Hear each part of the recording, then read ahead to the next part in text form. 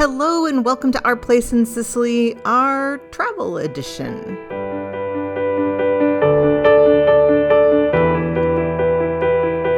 Okay, we're actually back home now, but you may have noticed that we were gone for a couple of weeks, and I wanted to tell you we had not stopped working on the Palazzo in our own special way. For example, the first thing I did when we got to Paris was I took a sculpture class because I really haven't had the chance to work with clay, but I'm also trying to design a ceramic studio. So I took a chance to do this little Airbnb experience.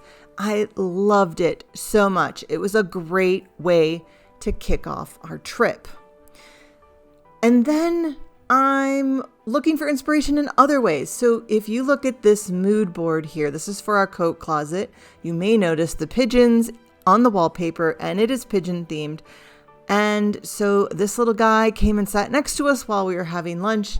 I couldn't help it but to snap his picture, and maybe he'll be inspiration for a painting or something in the coat closet room. Also, some stuff just comes out of nowhere. There we were walking down the streets of Paris, and this store just popped up. It's not really inspiration for the store, but am I going to look for these sandals? I sure am. Also, while we were checking out the cool little stores, we came across these yummy pasta plates with citron, a type of citrus fruit. I know it looks a lot like a lemon. Maybe those will end up in our store. Well, they'll end up in our house. What also will end up in our house are these two posters because we bought them. The Erice poster on the right is going to be the big picture behind Matt's desk so that when he's on a Zoom call, everybody can be jealous of the view and of us living in Sicily. And the other one will be going in our Flex Room 1 as art. And if you like vintage posters like we do, I highly recommend this gallery. Then doing more experiences because I find them also inspiring. Abby and I remember her from an earlier video. Abby and I went to a gin distillery class totally in French. Do I know French? No. But did we have a great time? Yes. And the walls were covered in this beautiful ceramic tile. Fantastic. Totally inspiring.